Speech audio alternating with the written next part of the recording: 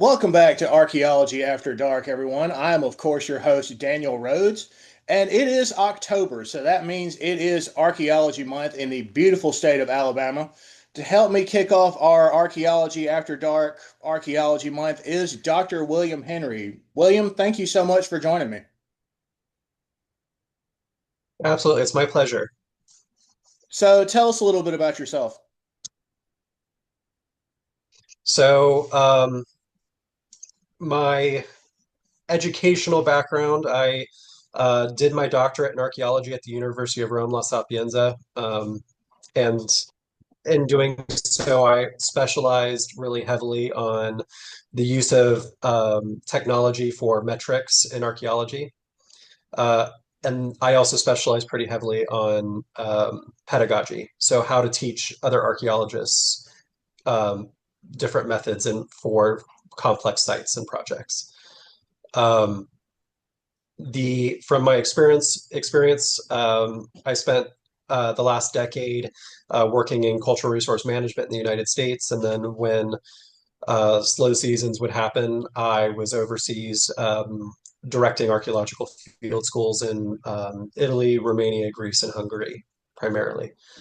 Um, Over the years, I've had about 2,000 different students spread out across the world, most of them from North America. Um, and yeah, that's pretty much my background in a nutshell. Earlier this year, I took over as the site director for Old Cahawba Archaeological Park, and I've been settling in there pretty nicely. So, for those of you who live outside of the state of Alabama, Old Cahaba was actually our first state capital. Am I correct when I say that? Yeah, you are correct in the way you say that. Old Cahaba was the first permanent state capital. We had territorial capital in St. Stephen's before that.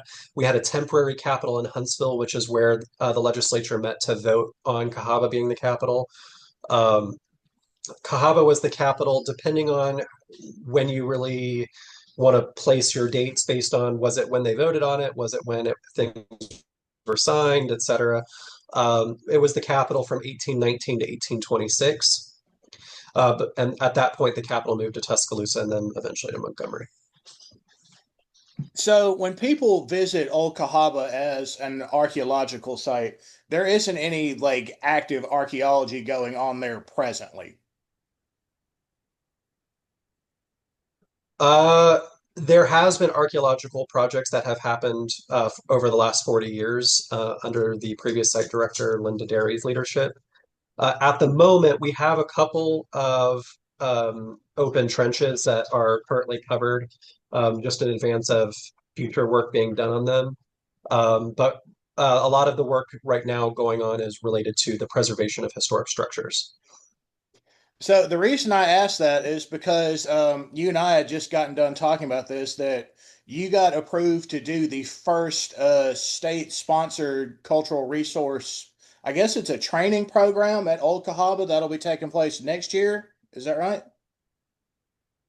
That is correct. The full title is the Alabama Historical Commission's Cultural Resource Management Professional Training Program at Old Cahaba Archaeological Park. We've been calling it the CRM training program, you know, just because the full title is a mouthful. But yeah, for 10 weeks next year, we're going to have students from all across the country uh, coming out to Old Cahaba to learn how to do cultural resource management.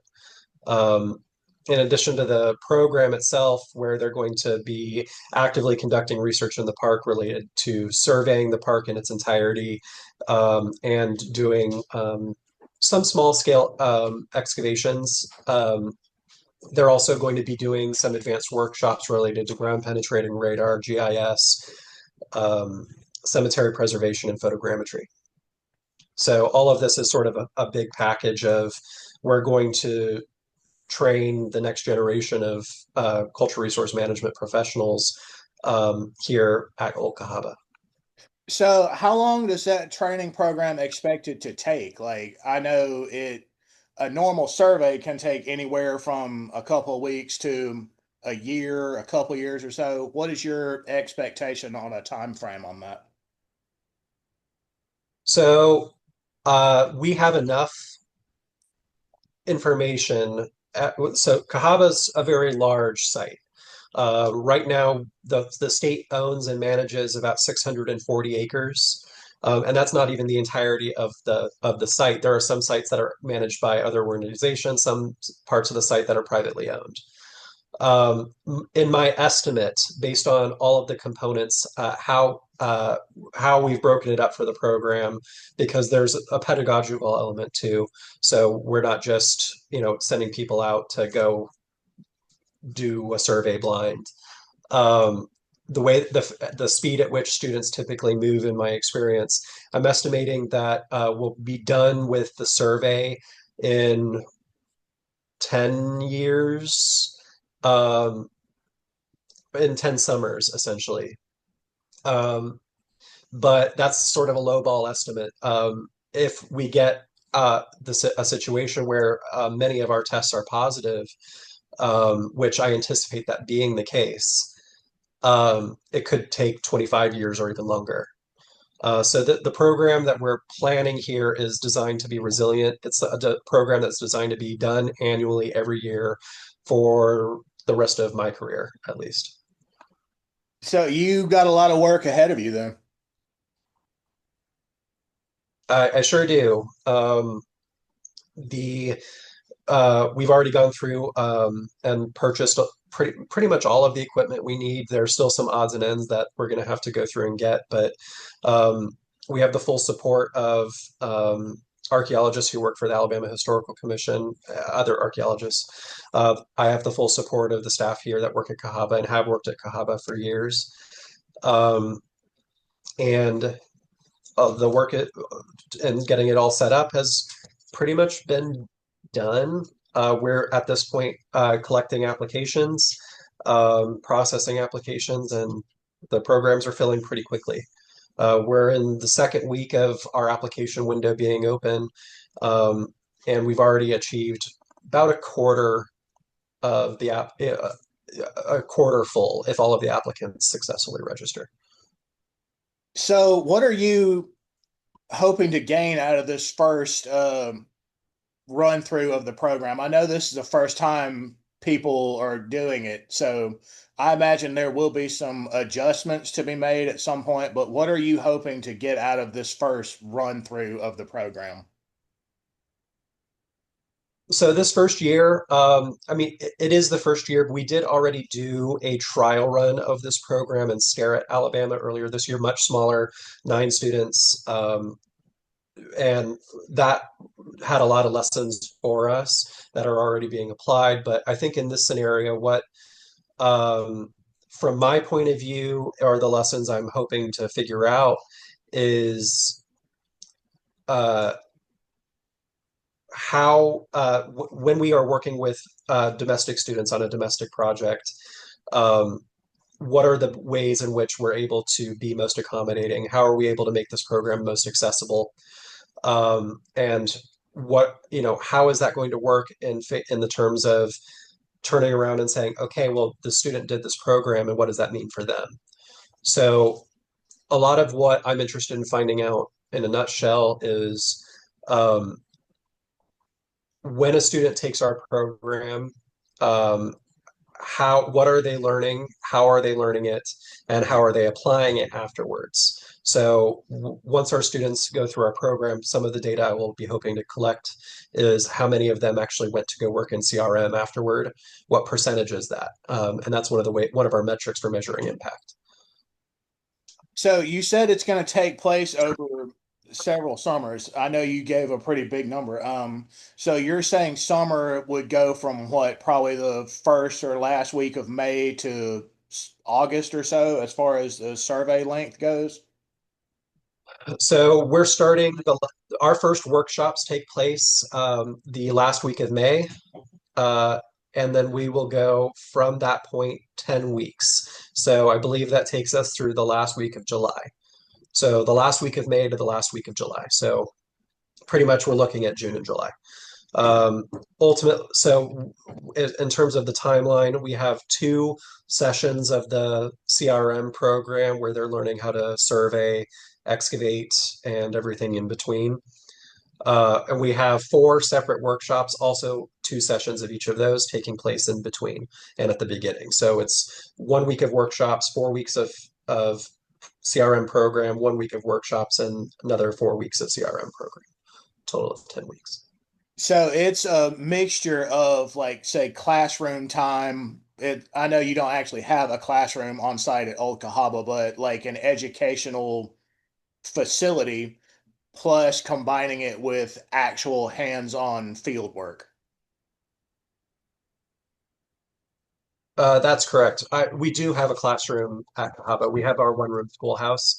It's a historic school, but that's not a space that we're using for our classroom spaces. But yeah, we have a whole slew of a whole slew of lectures that are going to be given by myself, other staff at Cahaba, and archaeologists who work for the AHC.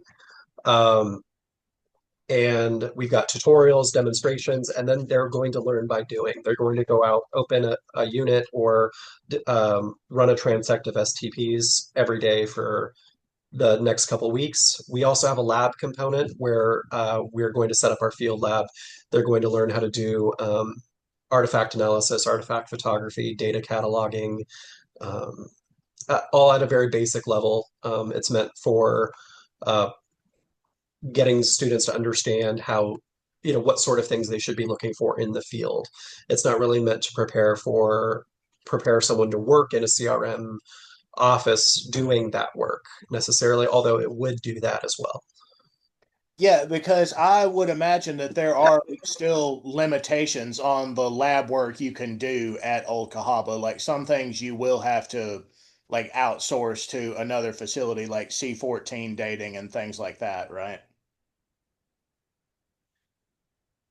For C14, almost everyone is going to outsource, but with what we have here at Cahaba, we're actually able to do quite a bit of our own in-house analysis between the lab that we have here and the lab that is being worked on and built and finalized at Fort Toulouse. And that's so I assume that that's something that's feasible to do because Fort Toulouse and Fort Jackson isn't that far from Old Cahaba, I think. It's about an hour. Okay. The students won't be going back and forth to the lab at Fort Toulouse. It's more so the lab that's being built at Fort Toulouse has a lot of equipment. It has a lot of it has the space necessary. It has a lot of different things necessary for us to be able to use them here at Cahaba and then give them back. So, and Fort Toulouse is managed also by the Historical Commission. So it's sort of easy for us to, um, work together on this in that regard.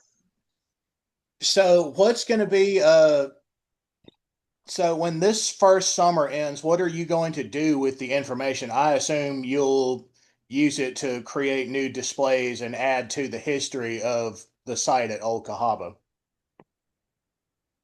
Uh, that's correct. All of the data that we collect is going to be used for interpretive reasons, but it's also going to be used for our own research here at the park, helping us better understand the, what's going on here. All of it is also going to be compiled into tentative reports that um, will get updated and submitted every year so that as we identify more loci, those are noted in multiple places, not just in-house.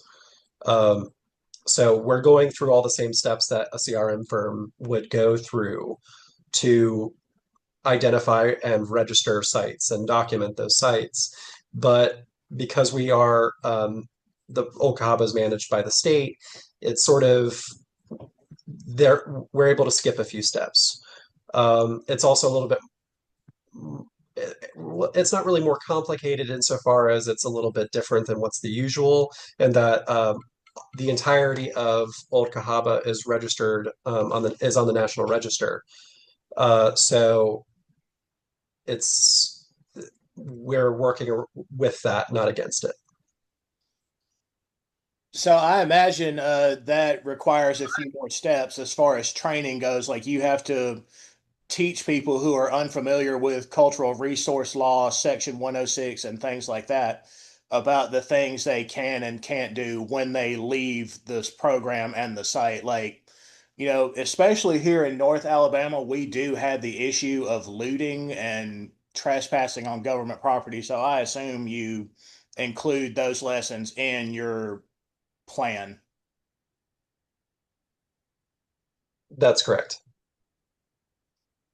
Yeah, the lecture background that we have, demonstrations, tutorials, everything that's being taught by the AHC has it so that we are teaching all of those concepts, all of those lessons, um, and those concepts and lessons are being taught by the people who are reviewing that information. So whenever if we have a lecture on Section 106, that's going to be taught by people who are reviewing Section 106 um, documentation at the state level.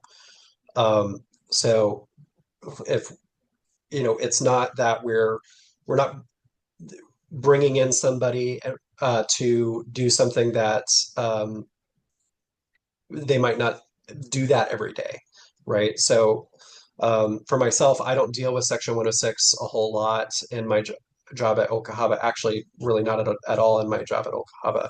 So those aren't lectures that I am personally teaching, but we are bringing people who work for the Alabama Historical Commission who do review Section 106 every single day to teach those lessons. And that goes for every single topic that is relevant in a cultural resource management context. Because again, this is something that we as archaeologists have to take into account when we go out into the public and teach it to people is that we're not Indiana Jones. The concept of Indiana Jones is kind of illegal when you look at it that way because he doesn't do any of the proper documentation. He doesn't follow any of the correct steps and also people shoot at him. We kind of frown on all those things as archaeologists. Yeah, I mean that happens in CRM too. I've heard there are horror stories that myself and colleagues in the past have told about having guns pulled on them in the field. So that's not unheard of. But you're right to suggest that the type of archaeology that's shown in media, um, not only is it not the right way that it's not the way that archaeologists actually do things, but if it were, it would be very illegal, if not unethical. Well, it would be unethical at minimum, but also illegal. And that's another thing that you'll probably agree with me on this. People, when they get into cultural resource programs, I don't think they understand how much paperwork actually goes along with what we do as archaeologists. Like, I spend more time going over old documents and papers than I actually do in the field just by going over other people's work. There's an old adage that says that for every hour you spend in the field, it equates to 4 hours in the field and 10 hours, or 4 hours in the lab and 10 hours in the office. Um, and I think it's a pretty good one, although I think the estimates there are pretty light. But the field work is what the majority of archaeologists are going to be doing, at least early on in their careers. Um, but by the time that you get further on in your career, you begin to realize that you're doing less and less field work, and more paperwork. And on that front, when you're the one person now sitting through and organizing all this paperwork, you're just praying that the the people who were in the field did all the paperwork properly and all the documentation properly so that your job doesn't make you want to pull your hair out. And I mean, that's kind of the thing about archaeology is no matter what you do, you kind of do want to pull your hair out just because it gets to you after, a little bit. But it is an incredibly rewarding job. Like it's something that, people don't picture themselves doing. Like they take dramatic career shifts to get into archaeology. Like I met a guy who spent most of his career managing accounts in a bank and then shifts completely to being an archaeologist. And he's like, I could never go back to working in a bank for again. Yeah, I mean, over the years, as I said, I've had over 2,000 students over the years, and from those students, many of them, about a quarter of them, I would say, were coming from careers in something else, and they went back to school, or they just took the degree they had and they thought it was relevant, and they wanted to switch to archaeology. Um, and I think there's some beauty into that, but uh, there's also a this idea that this program that we're running here, part one of its goals is to try and improve the way that archaeology is done in the state, um, and the entire country as a whole. But I am most concerned with how it's being done here. So if we're able to get, field techs, our students, they turn around in their field techs, we know that all of the work that they're doing is going to be at the same level that was done in the field school. They learned these techniques, these methods, and everybody should be on the same page. And at that point, the only adaptations they have to make are company specific. So that would be an improvement for versus people who have studied at a variety of different field schools and a variety of different states or a variety of different areas, all trying to come together and do all these variety of different things on the same site. Um, it makes things more challenging. But at the same time, it adds more responsibility to the way we do archaeology here in the state of Alabama. Like, for those of you who haven't visited Alabama before, and at least from an archaeological perspective, we don't have the infrastructure like, say, they have for the survey in Arkansas or FPAN in Florida. But we like to do things correctly also. So it sounds like the program that you're putting together is a step in the right direction. Like, especially when it comes to responsibility in the field, like people will finish your program and they'll, make sure that they're taking the correct steps when they go out now. Like, they won't just pick something up and take it. Exactly. Yeah, it's exactly the point here. And the part of it too is we want to develop the way that the AHC is involved in archaeology here in the States. So this step is a first step for well, not even the first step, it's one of many steps that they've taken over the years, but it's a step towards supporting archaeology in the state more thoroughly and in a more responsible way. And that's not me saying that the AHC has been doing anything irresponsible. It's just this is one more step, one more thing that the AHC is doing to try and support archaeology in the state. And I think it can be nothing but good. Yeah, it's a step towards getting the structure they have in funded states for programs like this. Like I said, Arkansas and Florida, they have, structured programs dedicated to things like this. And again, this is, I think, a step in the right direction to having something more structured and year round as a archaeological program, which is great. Hmm. Yeah, and in the future, so right now the program is designed to be taking place only in the summer. You mentioned year round. Um, Perhaps in the future, we are doing smaller versions of this program throughout the rest of the year, oriented more towards the public. Right now, this is focused in on people, the participants of this program are going to be people who intend to work in cultural resource management. Their current students are recent graduates of programs in archaeology, anthropology, history, closely related. Um, but in the future, there's nothing that would stop us from utilizing that same structure to offer a week-long version that is open to the public and is showing the public how archaeology really is. And if you find something on your property, here's how you document it fully. Here's how you do X, Y, and Z so that you're not destroying that context and you're not destroying that artifact. You're able to learn as much as possible without sacrificing anything. You're not filling up the bed of your truck with rocks and bringing it to a museum for us to look at. Please don't do that. Yeah, I mean, it happens all the time, and it, you know, if programs existed, where we were able, for if that was the expansion method for this program in the future, where we're, 1 week a month, bringing the public in, to do a truncated version of the program so that they can learn some of these skills to apply on their own property, I'd be open to that. But at the moment, right now, we're only working with people who intend to do this professionally. It's a first step. I mean, it's a first step, but it's also a great step forward. Like this is the first time that we've had this kind of program or structure be available in the state of Alabama and have it planned for a long-term period.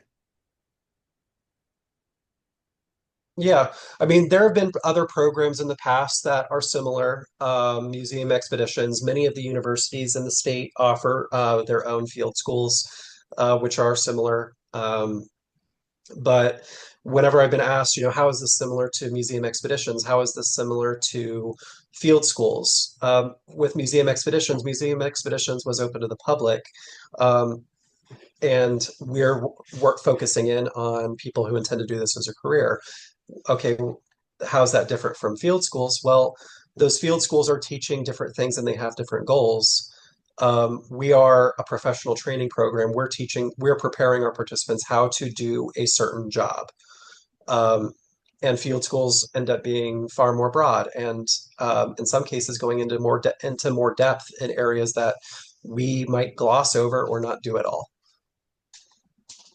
And that's, a huge step is that we make sure that we're including everything we can in the educational process. Like we want to make sure that when people finish a field school or, a museum expedition, that they're getting all the necessary information for them to actually turn this into a career. So they're not just like, oh, Yeah, and this program was great and everything, but I don't see myself doing this again. We don't want you to have that mentality. We want you to kind of get addicted to it just a little bit. I would love for everybody who takes our programs to be addicted to archaeology, but I also think that that's an unrealistic expectation. Archaeology is tough and it's not for the faint of heart. And part of the reason why field schools exist is people go and study archaeology, they get that first taste of what the field is like, and they're like, okay, this isn't for me. I'm going to study something else. Um, and I think that that's perfectly acceptable. It's a natural part of humanity where not everybody is going to be interested in the same things. Not everybody's capable of doing the same things.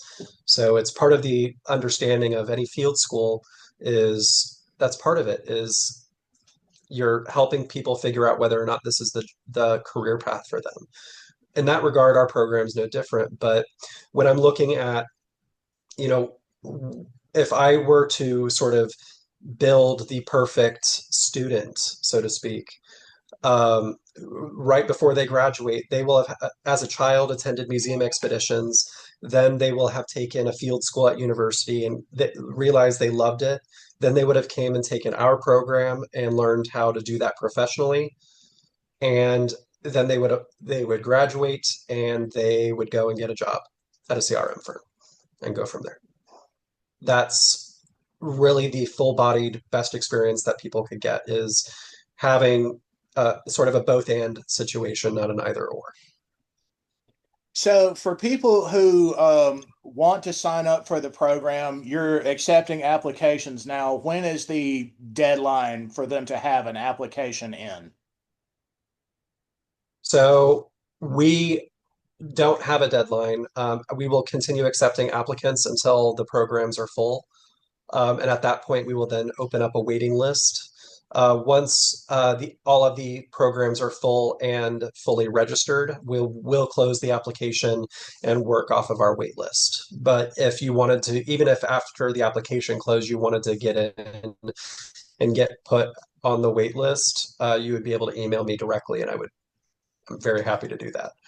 Um, right now, the programs are filling fast, so anybody who's hearing this now and is interested in applying should probably do so today. So if they wanted to submit an application, what would they have to include in that application? Just for paperwork sake, because There's a lot of it. we there's no like we have a form for them to fill out. We don't ask for them to upload any documentation. We don't ask for a resume or anything like that. We just have a form that they fill out the boxes of that form. And then I go through, I review that and either accept or waitlist that person. And they'll hear back from me within 2 weeks, probably sooner. I've been pretty on the ball in processing these applications. Okay, and if they wanted to sign up and fill out one of those applications, how could they go about doing that? There is a website, oldcahaba.org. There they can read all about the program, the Historical Commission, Old Cahaba. They can also read about each of the programs, see the people who are involved in the program, and apply. And you can find all that wonderful information in the description of this video. Yep. So, William, we're about out of time for this episode. Thank you again for joining me. I really appreciate it. What else do you have planned for Archaeology Month at Old Cahaba? So, happening this month, we have two events, one on Saturday, the 18th of October, and one on the 25th of October. There are haunted history events. They're not like your typical haunted ghost events. We're not dressing up as characters. We're not trying to scare you. There's no makeup or jump scares or anything. We're telling authentic, historic ghost stories that have taken place at Old Cahaba. Um, and those tours are wagon tours through the park at night, and it's the only time of year where visitors are welcome to the park at night. So for the rest of the month, that's pretty much the only events that we have coming up that we're doing this month. We have some posts and things at the Historical Commission that'll be going out, I think daily, if not about daily. And then I have a couple of posts planned for Old Cahaba on social media on Facebook. But really, we're focusing all of our energies right now on haunted history and getting the CRM program moving. So So, see, we like to stay busy in the month of October here in Alabama. It's a great month. So for those of you who live out of state, Archaeology Month every October here in Alabama, make sure you come and visit us. We'd love to have you. yeah, But I mean, we get visitors from all over the world, so come on down. yeah. So that is going to do it for us here on this episode of Archaeology After Dark. William, thank you so much again for joining me. And it sounds like you've got a lot of exciting stuff coming up. Yeah, thank you. It was my pleasure. Take care, everybody. Stay tuned for more. We got a bunch of really cool stuff coming up this month.